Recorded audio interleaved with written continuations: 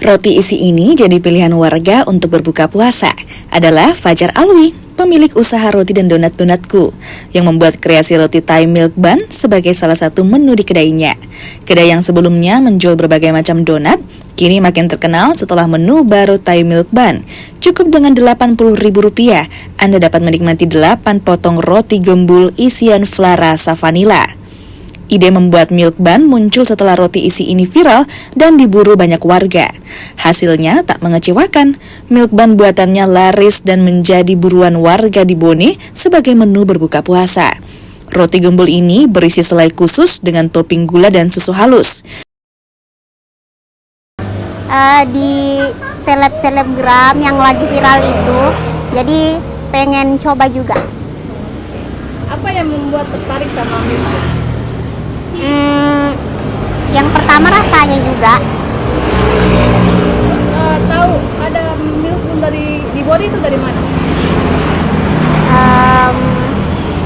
Dari donatku Instagramnya. Jadi pengen cobain rasanya. Kapan kita tahu di sini juga ada milk bun? Sekitar sebulan yang lalu yang lagi viral. Menarik, tertarik dicobai, sama ada yang pernah bilang rasanya enak, manis dan tidak enak dimakan. Menu usaha ini namanya Donatku. Awalnya berawal dari COVID sebetulnya. Resign dari kantor, memilih untuk jualan donat karena melihat marketnya yang sangat luas dan untuk semua umur. Nah, saya lihat di Bone ini masih kurang yang jual donat, jadi saya pikir kayaknya bagus buat usaha donat ini di Bone.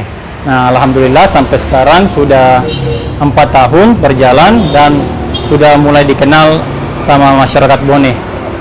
Milk bun kini menjadi primadona di kedai donat-donatku. Pemilik kedai juga mempromosikan menu milk bun buatannya di media sosial. Nila Rustam, Kompas TV Bone, Sulawesi Selatan.